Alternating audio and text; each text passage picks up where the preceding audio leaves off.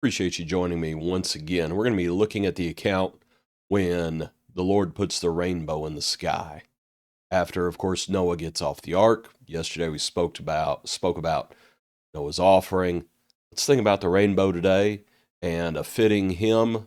Needless to say, there's a rainbow in the cloud. As I journey here mid the toil and tears, there's a rainbow in the cloud. He will safely lead, I must have no fear. There's a rainbow in the cloud. There's a rainbow that is shining. There's a rainbow in the cloud. When life's race is run and the victory's won, there's a rainbow in the cloud. Have you ever thought about why, that hymn is kind of what jogged it loose for me, and I guess I'm just sometimes a little slow on the uptake. The way that hymn begins, as I journey here amid the toil and tears, there's a rainbow in the cloud. He will safely lead, I must have no fear. And I was just thinking about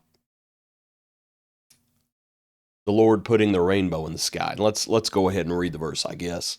Verse 12 of Genesis 9, and God said, "This is the sign of the covenant which I make between me and you and every living creature that is with you for perpetual generations. I set my rainbow in the cloud, and it shall be for the sign of the covenant between me and the earth. It shall be when I bring a cloud over the earth that the rainbow shall be seen in the cloud. And I will remember my covenant which is between me and you and every living creature of all flesh. The waters shall never again become a flood to destroy all flesh. The rainbow shall be in the cloud, and I will look on it to remember the everlasting covenant between God and every living creature of all flesh that is on the earth."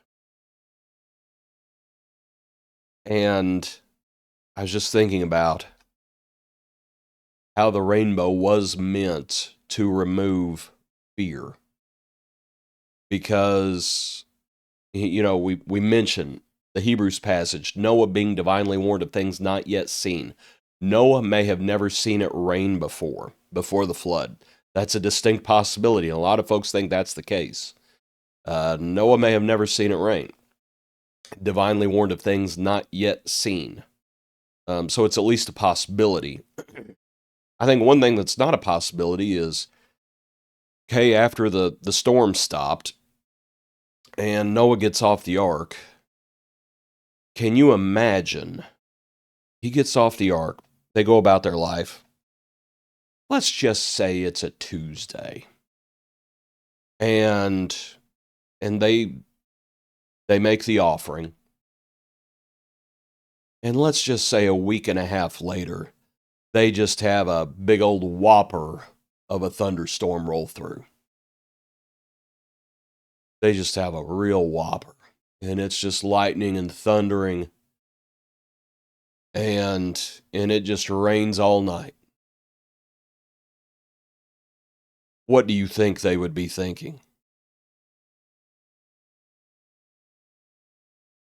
Now, the Lord has already spoken about it a little bit.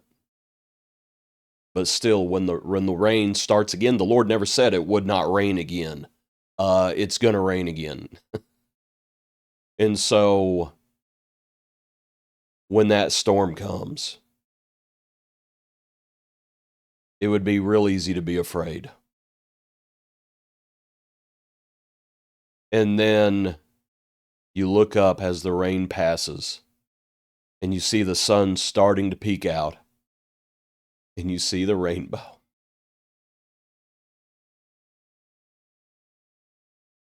And you have the Lord's promise. I asked one time in Bible class, who's the rainbow for? And a fella real quickly just said, "Oh, well, it's for us." And I said, you need to read the verse again. Because the verse says, yes, it is for us, verse 14, but also verse 15, and I will remember my covenant. I set my rainbow in the cloud, and I will remember my covenant. The rainbow shall be in the cloud, and I will look on it to remember the everlasting covenant. So I ask again, who's the rainbow for? And we see the Lord watching. I will look on it and I will remember.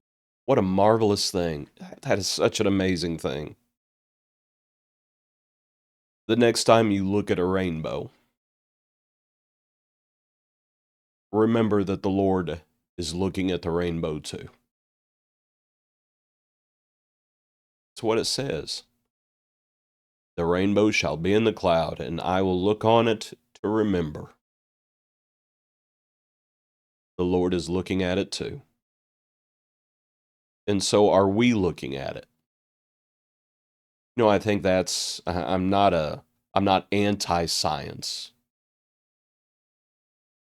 But I think sometimes perhaps science, because we understand water molecules and we understand the sun coming through and reflections and refractions and things along those lines. And we strip it all apart and we figure out how everything works.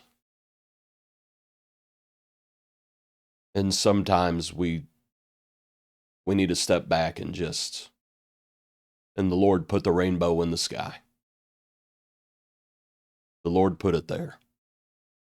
And it was meant as a sign. May I ask, do you see Jesus in this account? And I would suggest we do. Did you notice the language that's used? For one thing, look at the language of verse 16. The rainbow shall be in the cloud, and I will look on it to remember the everlasting covenant between God and every living creature of all flesh. Just look at that phraseology. That's the right word. Look at how it's worded. Now, I will say in verse 15, the way it's translated, my covenant which is between me and you and every living creature of all flesh. That whole phrase, between me and you and every living creature, that's almost all one word. So, but it's interesting that it's not a repetition in verse 16. And that word God in verse 16, that word God is plural. And so when you look at the language that's being used, I will look on it and to remember the everlasting covenant between God, Elohim, and every living creature. You might think about seeing Jesus there.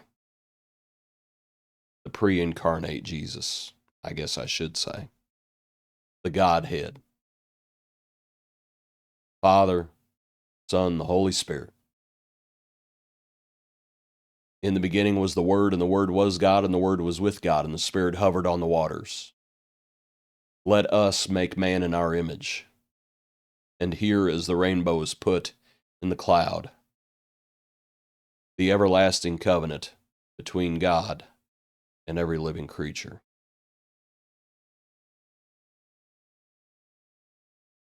You just wonder, the first time it rained, what Noah must have been thinking and his family. And then when they saw the rainbow, we will have no fear.